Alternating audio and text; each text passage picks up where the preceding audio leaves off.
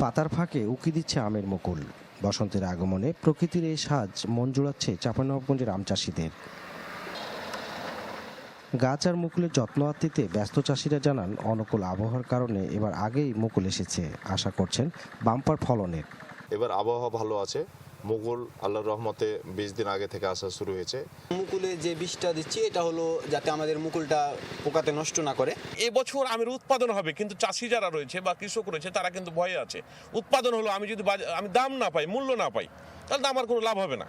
তবে গেল কয়েক বছরে বেড়েছে আমের উৎপাদন খরচ। তাই ন্যায্য মূল্য নিশ্চিতে অভ্যন্তরীণ ও রপ্তানি বাজারে উপযুক্ত পরিবেশ তৈরির দাবি আম উদ্যোক্তাদের।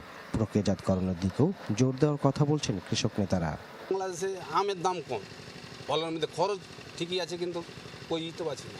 আমরা যেন আমের ন্যায্য মূল্যটা পাই, তাহলে গত বছরের ক্ষতিটা আমরা পচিয়ে উঠতে পারবো। কৃষি বিভাগের উচিত হবে তারা যে প্রথাগত কৃষি নিয়ে কাজ করছেন সেটা থেকে একটু সরে এসে অন্যান্য জায়গা থেকে সরে এসে, যেহেতু আমের রাজধানী, ক্রপ জোনিংয়ের একটা ব্যাপার আছে, সেহেতু প্রক্রিয়াকরণ নিয়ে কাজ করে। এই প্রক্রিয়াকরণ হলে কিন্তু আমাদের দেশে অর্থনীতি সুফল আসবে, আমাদের দেশে শিক্ষিত ছেলেমেয়েদের কর্মসংস্থান হবে এবং আমরা রপ্তানি থেকে অনেক বেশি আয় করতে পারবো।